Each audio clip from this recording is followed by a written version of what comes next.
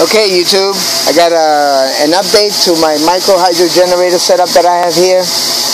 Lately, for the past 2 days, we've been having a lot of problem with power outages, and this is what I was, that's the main purpose I put this thing together for, is because I had the feeling that, eventually we're going to start losing power here, and they're doing a lot of maintenance to the lines, and I guess preparing for hurricane season and trees. We got a lot of wind for the past couple of days, and a lot of tree limbs have been falling on the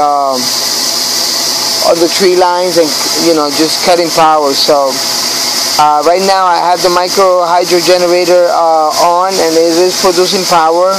Remember the way it's set up right now, and the way the water pressure that I have, it's going to just give me about maybe 4.5 amps of power just to charge the battery.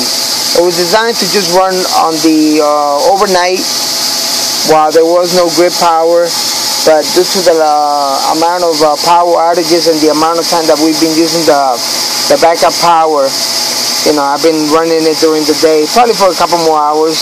I eventually have to go to work soon, and I don't leave it running while I'm not in the house anyway. So one small upgrade that I did to it was the resistor finally came in. It's just a 300 watt resistor, 0.73 ohms, and it was to replace the DC motor that I have here. Okay, I replaced it, and it's all done now. This is the power that actually comes in from the batteries that is going to go right into the solenoid out. It's going to go into the resistor and back out to the negative, and back out to the negative side of the battery.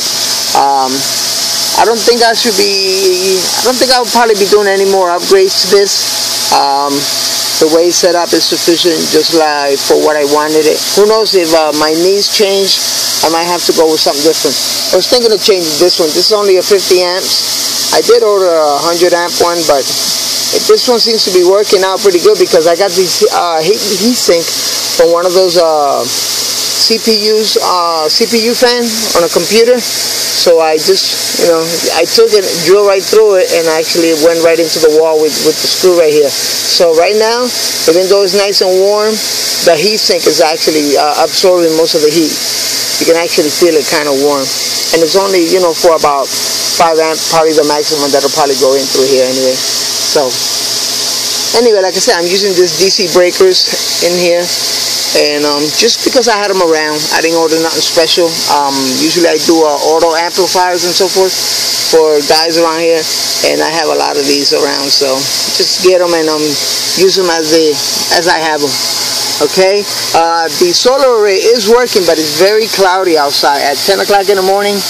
Very cloudy, so I'm actually not putting much power from the solar array. Solar array is at 15.19, so it's kind of low at the moment. Battery is at, batteries are at 13.53 volts, so they are fully charging. They were at 12.8 this morning, so they're slowly charging, and I'll just keep it on the array, monitor the array. I got, like I say, see, the amperage that's going actually through this power analyzer is actually 4.13, and probably maybe half an amp of that is from the, if that, is from the solar array. 55 watts, like I say, it'll be a slow charging day if it stays this way. But then again, I have 18 amps going into the battery, but this is coming from a different source. That's coming from my my PowerMax battery charger. This actually is a 55 amp battery charger, so it produces a lot of amps just to quickly charge these batteries. Like I say, right now it's at 18. It'll probably be this way for about another 2 hours until the batteries are completely charged. But once they get down to about maybe 10 amps and I have to go to work, I will just shut it off and then I will just let the solar array just finish charging it. We should get sun by then. If not, you know, once I come home tonight, I'll just turn on the micro hydro generator and let it finish the job for the morning, if we have power. If not, you know, I'll probably have to start draining again, start using the power again. Right now I have one of the inverters is on, the top one, but it's not a lot of power that I'm pulling out of it.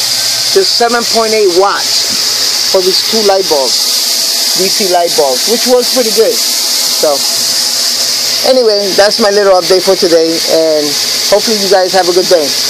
Take care. So long.